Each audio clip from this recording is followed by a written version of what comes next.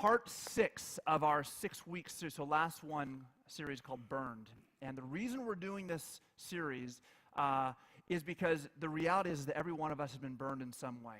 And we put walls up. We create walls, relational walls, emotional walls, you name the kind of walls there are. And by addressing these things, we start to find commonality with other people and also healing. We find that God actually, we experience His love, we experience the love of other people, and we start to experience also what God has designed us for. And so this has been a really important series. This morning, we're concluding it off with kind of a general topic, we might say, but burdened by relationship, which I think all of us can identify with to some capacity or another. And to kick it off, I want to introduce you guys to Mark Beeman, who is one of our elders, current elders of the church. In fact, Mark, come on, Mark, what are you waiting for? Come on up here. I'm learning that Mark's a very formal person, and he didn't want to rain on my parade, so thank you. But Mark was one of the elders here at the church who hired me, so you could blame him for me, if you would like. But he's back on the elder board. So been at the church for about 2 decades, and so been here for longer than 2 decades. So been here for quite a while. I've been alive for more than 2 decades, so we're about the same. And you've been around. Yeah. So let's have a seat, Mark. Oh, yes, grab that mic. I hope he just gave me a minute, like the last one. Yeah, well, no, you have a little bit longer. But so really quickly, I'm guessing some here just don't really know who you are, minus the fact of what I just said. So introduce yourself. I'm Mark Beeman. We've been here at the church since 1997, I guess. My wife is Marcia, daughter Ashley. Ashley's teaching in Kidsville, or helping out right now. Marcia will be here in second service, so I get to embarrass her then. So, but one footnote to all that, September 15th, this was our 38th anniversary. So. Good stuff. Now that's what everybody knows, but this conversation isn't about just that family. In fact, there's more to the conversation than that, huh? Sure is. Why don't you share with us about... what he's alluding to, Tim is alluding to, is Marcia's my second wife. Some of you know that, and some of you don't. I was married to a gal named, her name is Kathy, and we had a daughter, Michelle. And this is really where your story intersects with this topic. So tell us a bit about that story, how you met your first wife. Well, I met her when she moved to our hometown, or my hometown, Ames, Iowa. It's a Midwest town of 50,000. Just background on my family. I come from a solid family. We only moved once, and that was across the street from our rented house to the house my parents owned or bought, and they still live there. I'm the second of 4 boys, and so I'm not sure how my mother survived that, but they're both still going strong. Awesome. And so you said your first wife's name was Kathy. You met, right? You dated through high school. You got married. You had a kid. Got married after high school. Yeah, but then something happened, right? How did it go south? The background there is, we were very comfortable together. We went through school. We dated. Years go by. We get married, just a natural thing. And within the first year of our marriage, Michelle was born. And so after Michelle, soon after Michelle was born, Kathy went back into the workforce. And things, that was okay. Things went well for some time. And then she came home one day and said that she'd changed jobs. She'd done secretarial work, that kind of thing. But this job was at a local factory. And the factory, that's okay so far. But then she shared that the job was a night shift at the factory. So I expressed to her that that isn't a great thing, but she took the job anyway. And so she continued on with that job. It was kind of the good news there. My daughter and I were very close, and this made us much closer. And so we in those evenings we had a great time. You know, I was her she was an only child, so I got to be a 3-year-old at that time. And so so things went well. After a while, though, Kathy started becoming distant, and I'd ask her about that, and she didn't really want to share. And so one day, though, I'd asked her, and she was willing to come forward. And she essentially said that she didn't feel that she dated enough before we got married. I reminded her of her dating experiences, which she found not to be helpful in that conversation. So we talked about that. She had a cousin that was in a rough marriage, and she, I think this cousin was putting thoughts in Kathy's head, and Gail was her name. Kathy spent a lot of time. She was close to this cousin. So one Sunday night, and it was wintertime, we got a call, and it was Gail calling, asking Kathy to come over. She wanted to share something. And so an hour later, Kathy came back and said that Gail was getting divorced. And this was the kind of the trigger point. Kathy then dropped the bomb that she too wanted her freedom. And so, sorry, it still hurts. So she, those are the moments in your life where you know the next thing that you say will affect you and affect the people around you for maybe forever. And so I said a little prayer to God and just asked Him to guide me here. And it was funny because I just became calm suddenly. So I didn't want to make a scene in front of our daughter, and so I just accepted this. I was thinking I'll give her some space, and then reality will take over, and things will be fine. So I packed a quick bag, said goodbye to Michelle, and then went out in that cold night. I asked God again to guide me. What was the purpose here? How could she do this to us? How could He allow this to happen? Those kind of things. And so I did leave for a few days, gave her some space. But again, the emotions were pretty overwhelming. That's my caught up to date. Yeah. So you guys were separated, but you weren't yet divorced. So what went on in your relationship from that point? Well, I spent as much time as I could with Michelle, and Kathy spent as much time as she could catching up on lost time dating. I was concerned for my daughter because it was not a healthy environment that she was around. I was happy to take her out of that house as much as possible. My parents played a part in helping me with that when I couldn't be there, and Kathy was busy, we'll call it. So it was just, again, praying to God that for my daughter's safety, and hoping again that this would just be a phase that she was going through. But it wasn't. This continued on for months, and so I decided to seek legal counsel. So with legal counsel, we had set it up so I had Michelle every Thursday night and every other weekend. And before long, the divorce, well, not before long, the divorce became a reality. Pretty quickly. So in this, obviously, it's not just you two. You have family, you have parents. What was it like sharing this information with them? That was tough. I remember standing outside their door. They didn't know I was coming over, and so this was going to be a shock to them. Back then it was the stigma of, you're single, that's great. You're married, that's great. If you're divorced, there's something possibly wrong with you. You're damaged somehow. At least that's what I thought. It seems silly now, but that was what was going on. So my parents, again, solid family, thank God. They were shocked. My mother is the worrying type, high energy worrying type. That's usually not a good thing. But when there's a perceived crisis in the family or something like this, she becomes very calm. My dad is the kind of guy that really never says too much, but when he does, you listen.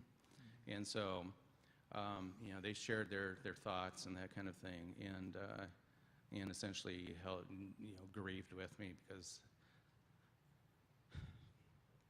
they were concerned for Michelle and me and for Kathy, quite honestly.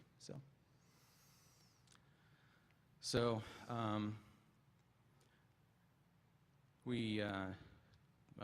guess that's it on that. So One of the things that he shared with me as we were talking through this was just the shame of standing there and kind of feeling what's this conversation be like, and ashamed of what kind of his life is turning out to be.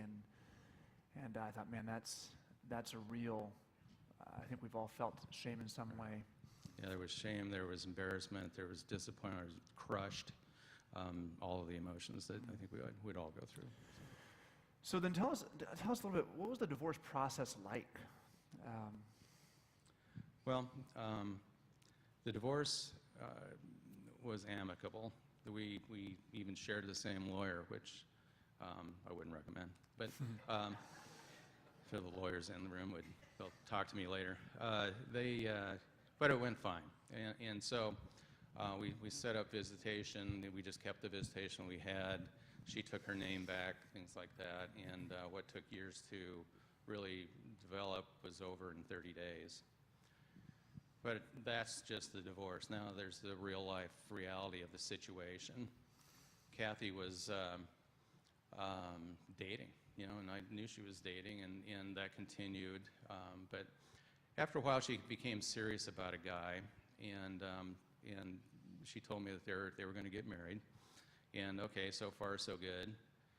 But then they did get married, and she told me that after they got married, she shared that he had joined the Army and they were moving to North Carolina.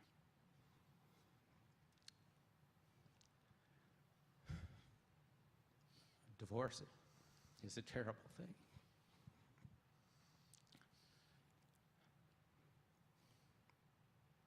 But when your child moves 1,000 miles away, it's a death like I've never experienced. So again, well, it would be 2.5 years before I'd see Michelle again. So again, God, what is going on here? Have you abandoned me? I remember thinking that, have you abandoned me in this? Sorry, I came prepared.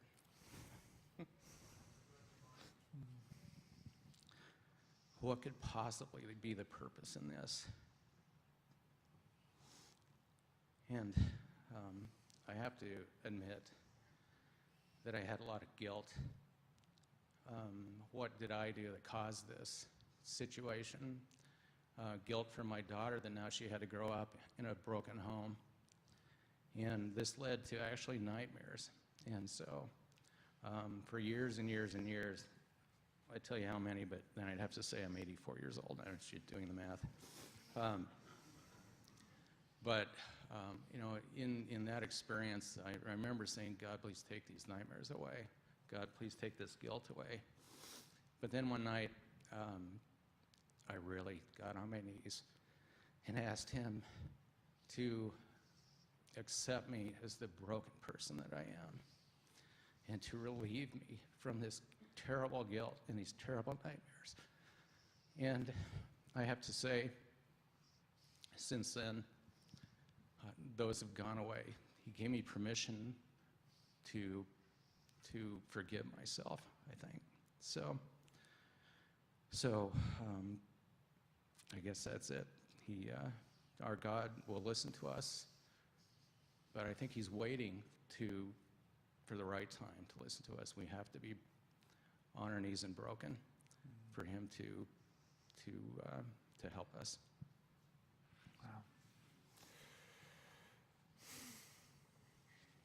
So, wow. Thanks for sharing that.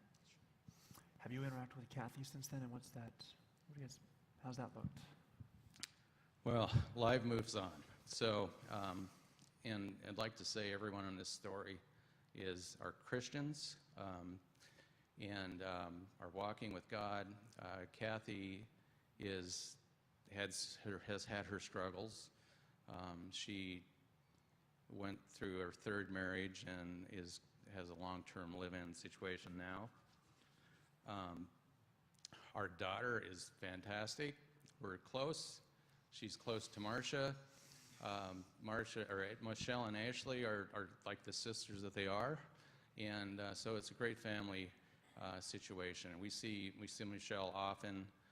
Michelle has been out here and met a few of you over the years.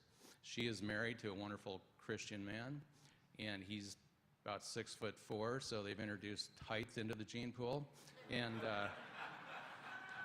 which we desperately need as being. So.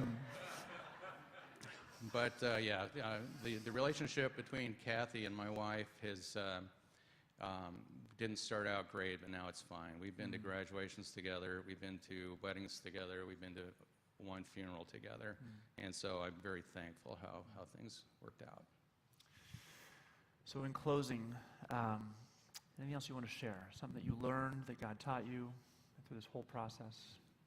Well, God didn't reveal all the answers to the questions I asked him during this, but that's okay. He's a loving, caring father. But I also learned that my identity isn't in my marital status. It's in my relationship with Jesus, and that's what I rest on. Thanks, Mark. Sure. Thanks, Mark. Hey, before you come down, let's just pray over, celebrate the story God's given us, celebrate this man. I would like to pray for all of us. We just open God's Word. Jesus, thank you that you are faithful. Thank you for the fact that you are faithful to this man through each step, that you revealed yourself to him. Thank you for how the fact that his daughter is walking with you, that you have redeemed so much. God, that's what you do. You redeem. So we praise you for Mark. Thank you for his vulnerability here. God, thank you for the fact that we don't have to have the bow on our life for you to receive and accept and sing joy over us. God, I just pray this morning just as we talk about being burned by relationship, that those here who maybe walked in here feeling a bit afraid, like they don't want to be vulnerable, feeling like, is this a safe environment, Lord? Would at least start by saying, God, you're safe. You're safe. And I pray that you would begin the healing process in so many of our hearts this morning. I pray this in your name. Amen. Thanks, Mark. I'll put that down there.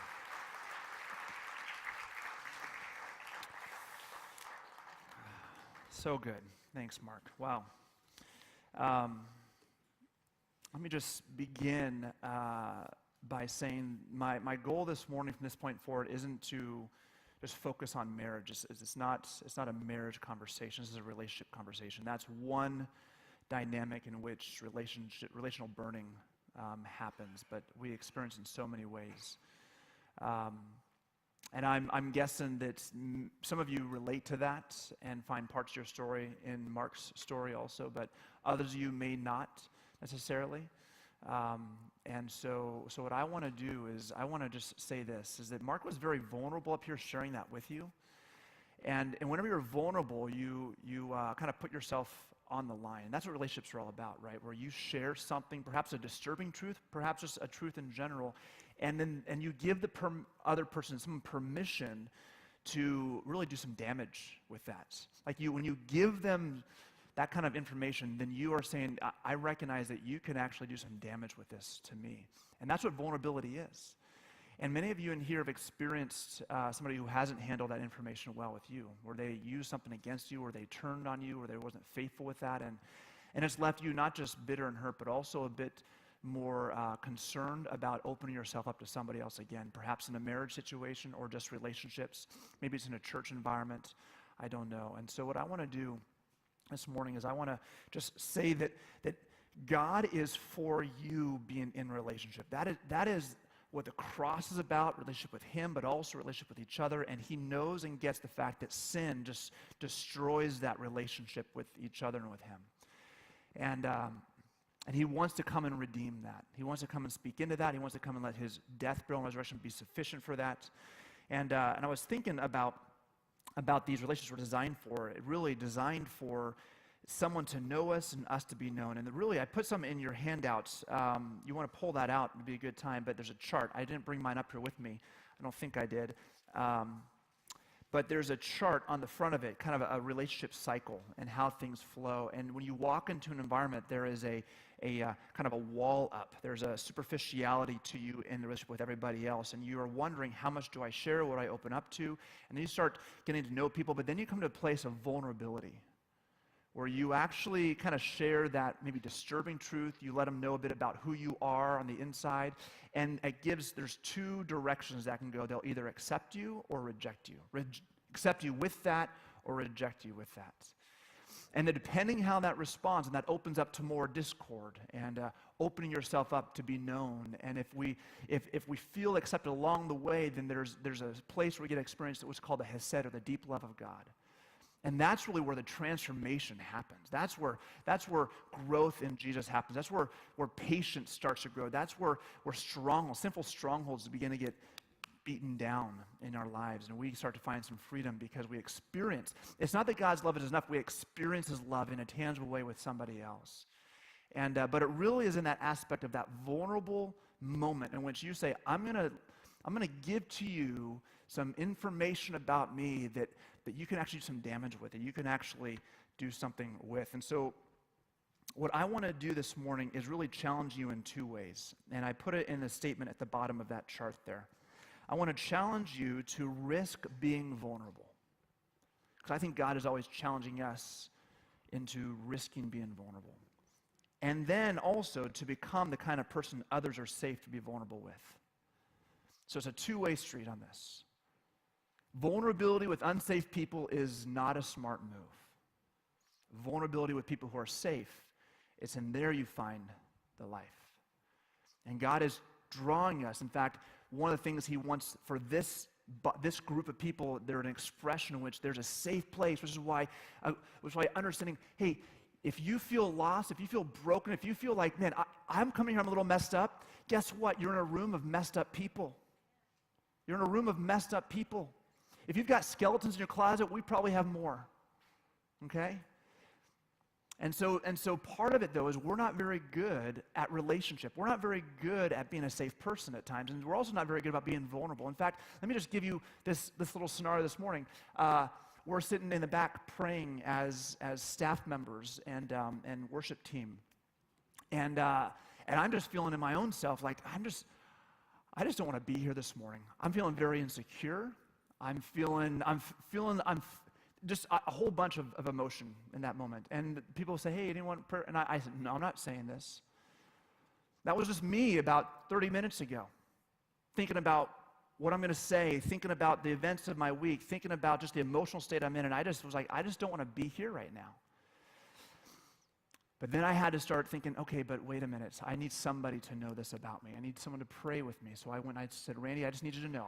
I just need you to pray for me. I'm just not feeling like I want to be here. And he did. And I'm telling you, that felt vulnerable. That felt almost, it was hard for me to do that. We're just not good at being vulnerable, and we're even worse at being a safe person for somebody who's vulnerable with you, especially when they share with you really hard truths. Some truths are easy. Some facts are easy, but others are really hard. And so we got to work on both of those sides. Risk being vulnerable.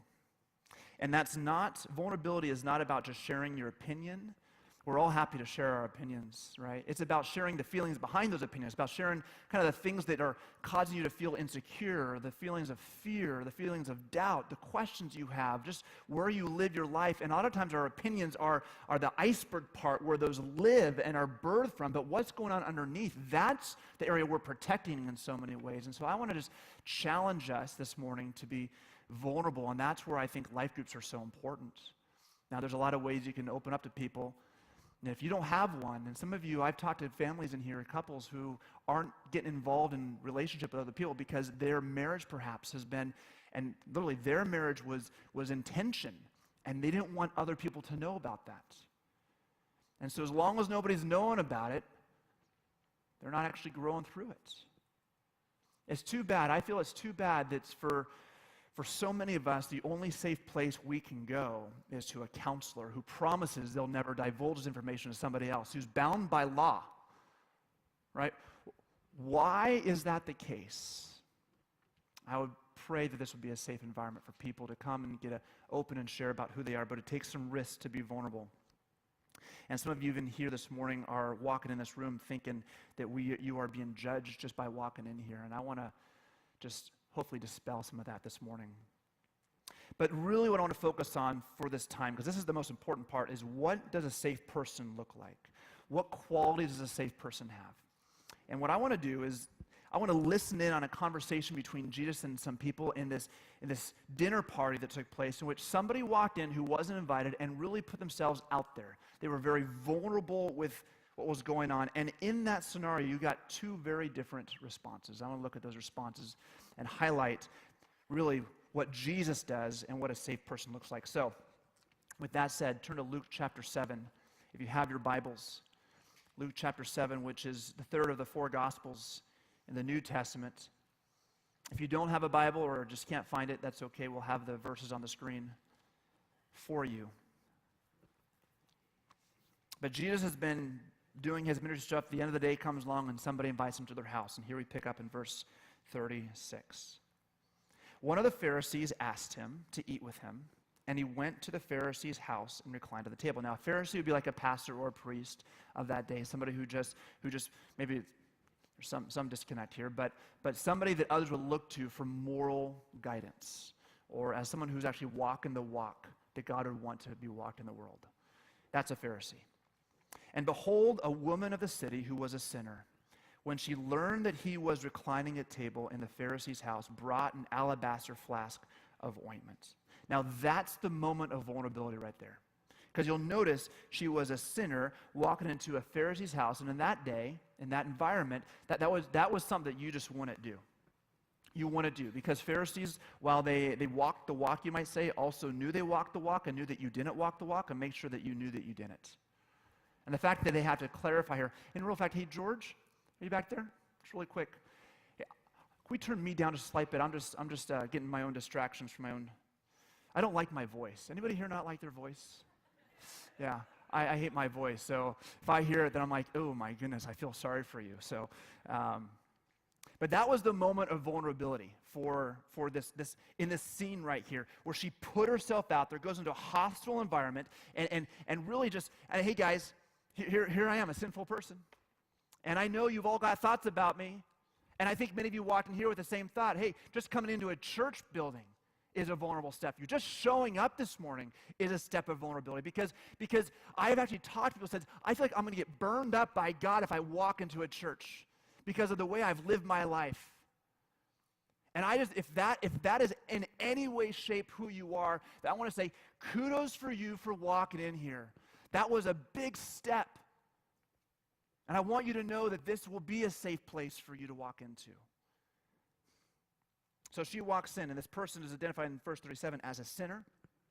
Now there's a lot of, what does that mean? Well, for her, it likely meant that she was a prostitute. It meant there's a lifestyle, not just choice, but lifestyle of sin, or that was against God's commands. And for a woman, likely that was a prostitute in that day and age. And the ointment that she brought in with her was, now if you read, there's 3 other accounts of this also in Matthew, Mark, and John, and each of those put this as the expense of this. They had the expense of that ointment. And that ointment, literally in those, was a year and a half's worth of salary. I mean, this is an expensive jar of ointment. And the reason that would be the case is because people would oftentimes hold on to like their retirement, their 401k, we might say, in something that's containable. Now, gold is way too heavy, but ointment or perfume had a high cost value to it all, but it wasn't as heavy as gold. And so oftentimes, retirements, people's pensions kind of things, they would store in something manageable and small, like an ointment or perfume. And so she had this. And she comes into the room, and she's standing behind Jesus at his feet. I feel like I missed something there. Nope.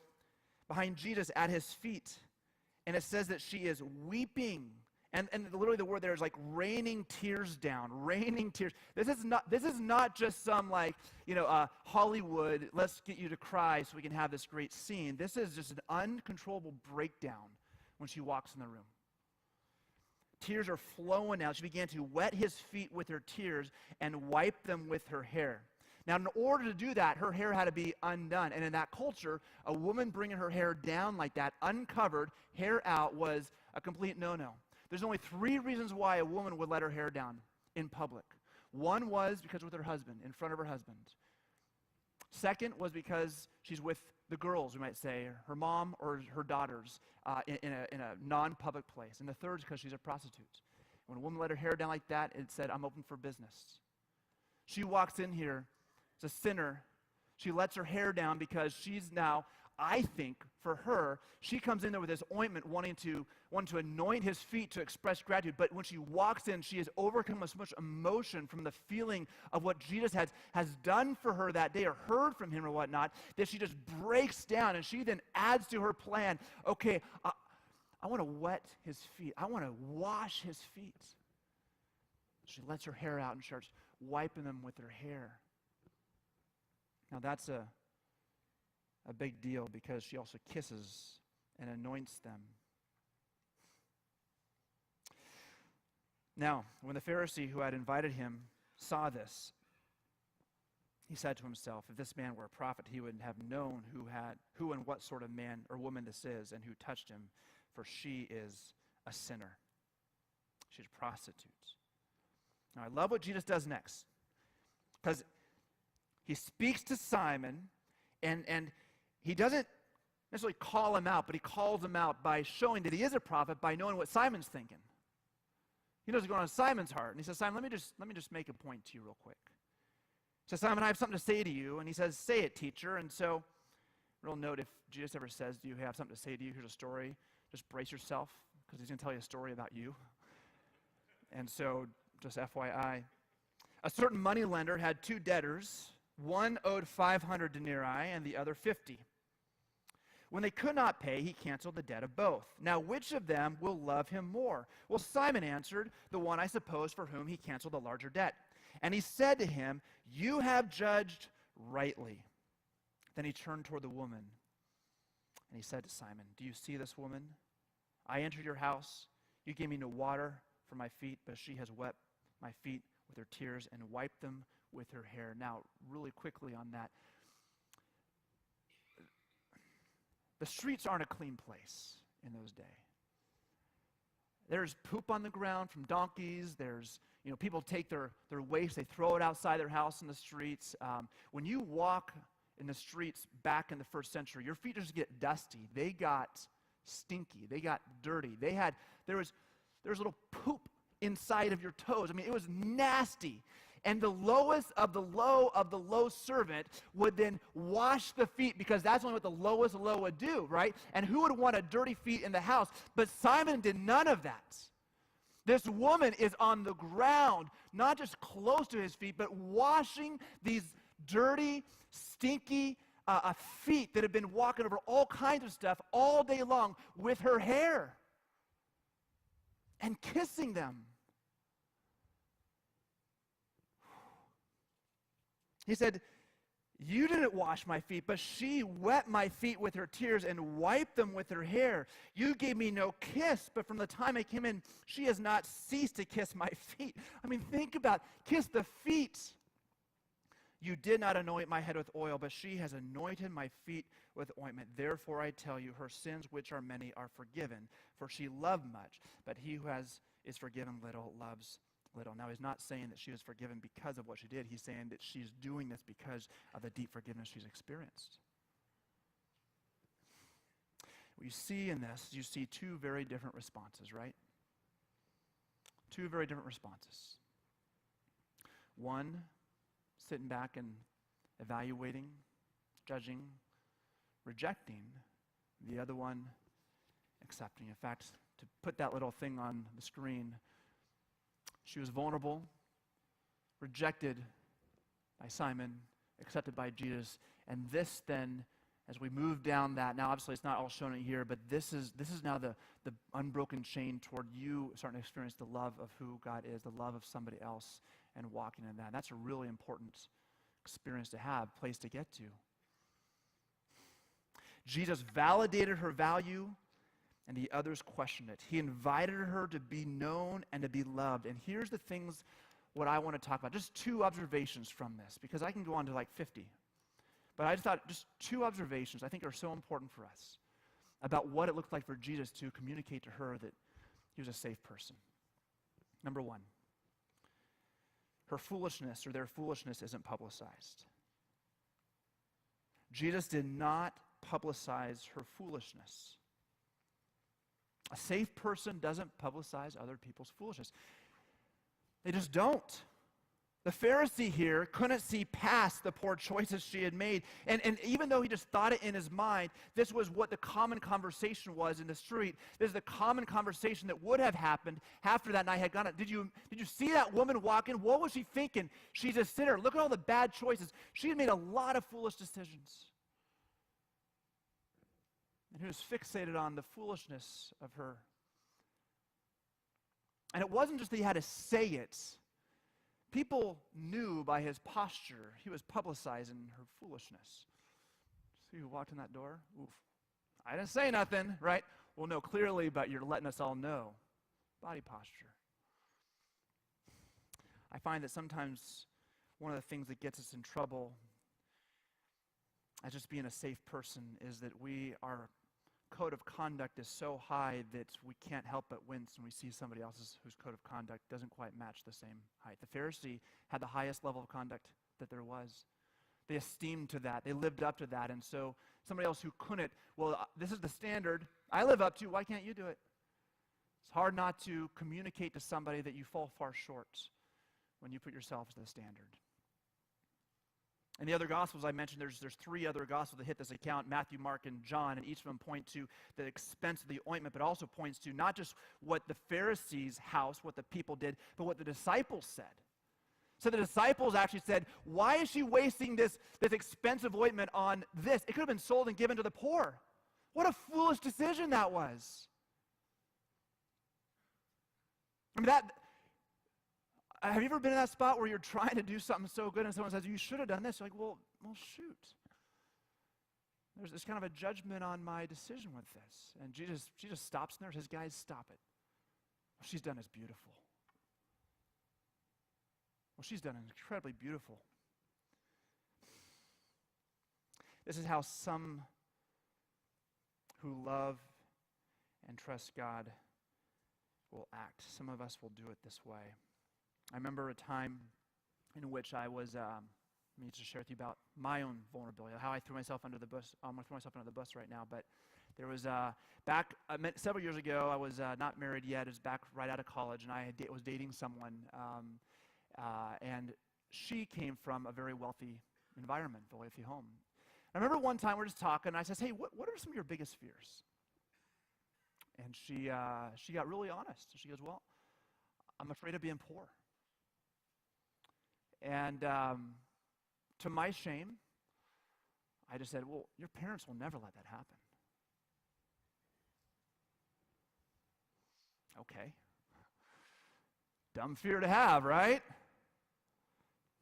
See, that's what I communicated in that response. You could sense a bit of a, well, okay, I'm not going to show you the other thing I'm afraid of. Because if it's that simple, oh yeah, I invalidated the fear entirely. And you're thinking to yourself, you're an idiot, Tim. Yes, I can be. Yes, I can be. Talk to my wife about it. We do this through gossip. Hey, did you see what person was wearing? This woman, when she walked in, had all kinds of fashion faux pas. I mean, she let her hair out to wipe his feet. There's all kinds of social barriers broken on this. And that would become the talk of the town. The heart was missed. And what if somebody came in here, again, scantily dressed, I don't know why, maybe they were prostitutes, walk in here, and all we get fixated on is, man, they were so inappropriate for church. I couldn't believe they walked into a church like that. I mean, I get the thoughts. right? But why would they want to walk in here? I'm just glad they showed up. I think Jesus was glad that she just had the guts to walk into that room. He wasn't looking at the fact her hair was down. He was looking at the fact that she was actually loving the King of Kings and Lord of Lords, right? You know, another way I was thinking about how we do this is sometimes when you share how smart we are, when we kind of let people know that I've done this better, I've done it right. I find that sometimes the more you know, the harder it is to hold your tongue because you have the information they need to not be foolish anymore. And sometimes this happens. I've experienced my wife kind of share this with me. You know, being a young mom is a tough thing, and you're experiencing things so often for the very first time going through, and everyone else has been through it before, and sometimes it's easy to throw out, well, just do it this way. And like, okay, completely invalidated. I get it that you did it right. I get it that you know what's going on, but I'm like in the grunt of all of this. What I really need is you to say, you know what? I know you're going to figure this out. I know you're going to get through this. If you need me, let me know. I'm here for you. Sometimes you just are letting your soul out in that moment of frustration or just confusion, and the last thing you need is all the answers. You just need someone to say, hey, it's hard. This is a hard place to be. Now you feel safe. And maybe even ask, so what did you do? Right? Sometimes having all the answers is actually a liability for us. So safe people don't publicize others' foolishness. Second, though, that I see here is their beauty is highlighted. Now, beauty, I was thinking, what other word? But beauty is the best word to use, but their beauty is highlighted. Safe people highlight the beauty or the goodness or the value of somebody else. This is what Jesus did. He said, hold on there, Simon. Even the other ones, hold on there, disciples. Are you noticing what she's doing? He says this. He says, you didn't, next slide, you gave me no water, but she has wet my feet with her tears. Let's point these things out. And what of their hair? You, next one, gave me no kiss. But from the time I came in, she has not ceased to kiss my feet. And you did not anoint my head with oil, but she has anointed my feet with ointment. Do you notice what she's doing? Let me celebrate what's going on here. You can point out all the fashion faux pas and all the social norms have been crossed, but let me point out the beauty that's going on here. You know, it always feels good to have somebody point out the goodness in you, right? Our life group, if you're in a life group right now, maybe you're sharing your stories. We're having life groups where we're challenging them to share the stories of their life with the group. I've loved it in our group. I've gotten to learn so many things about people and where they're at.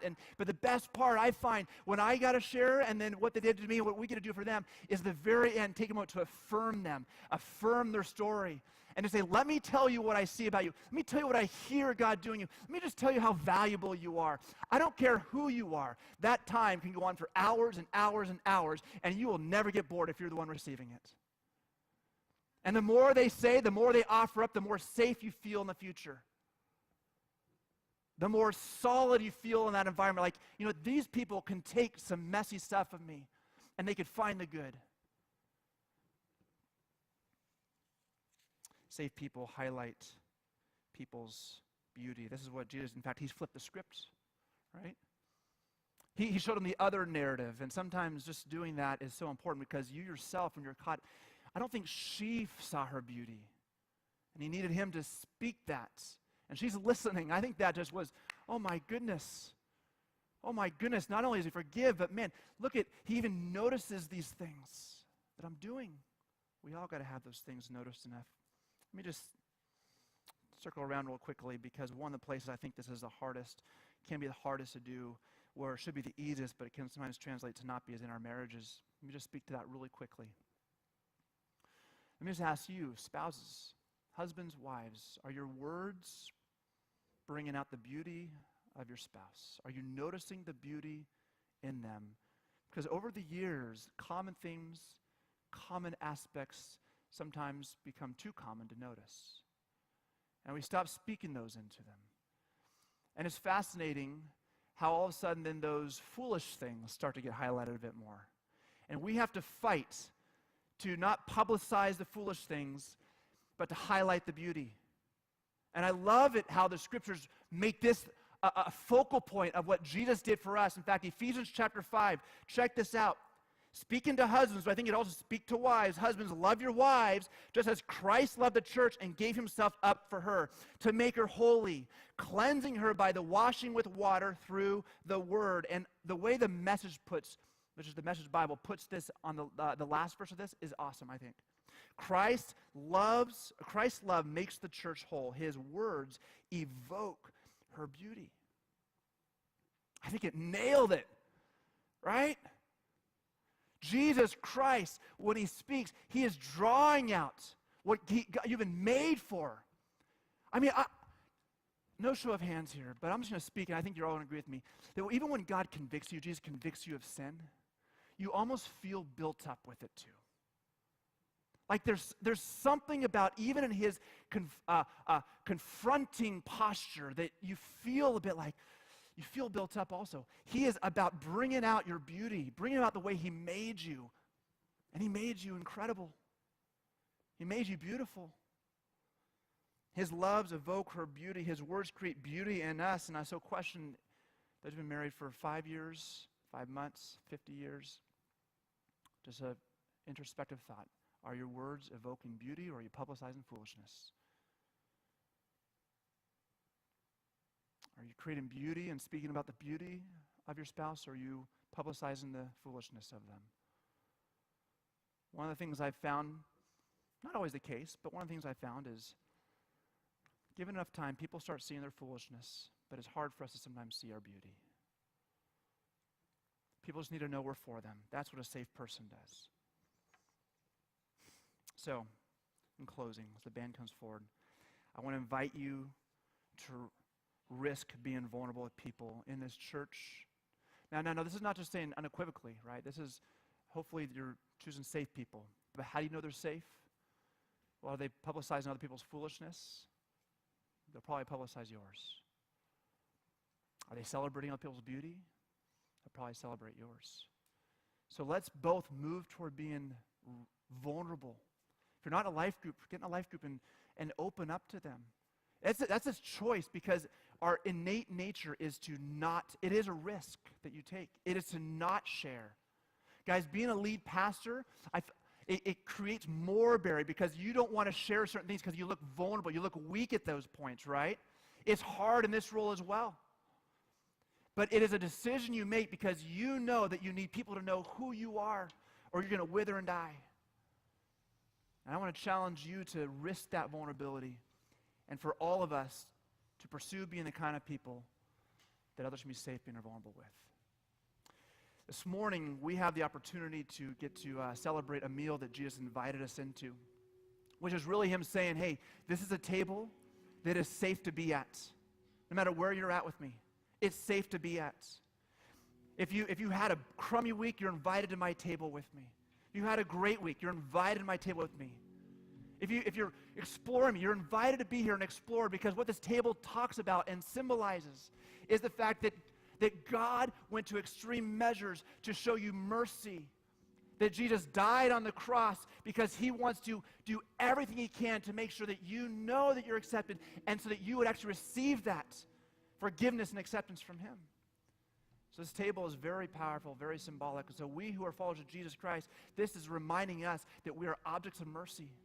And for those of you who are sorting through just where it's a place to reflect on the fact, really, Lord, maybe I am an object of mercy. So let's have the ushers come forward. We'll pass this out as the band plays.